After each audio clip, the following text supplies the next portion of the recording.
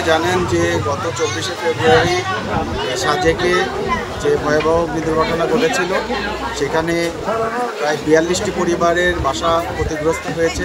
আগুনে একদম অগ্নিদগ্ধ হয়ে তারা নিঃস্ব হয়ে গিয়েছে।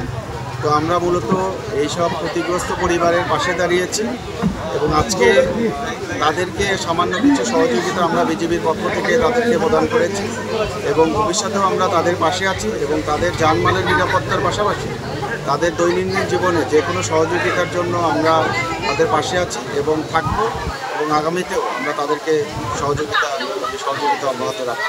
ধন্যবাদ। এই জায়গাটা নাইখন হেলামা হাই তং ফাই নাম কই সেজালা ত্রিপুরা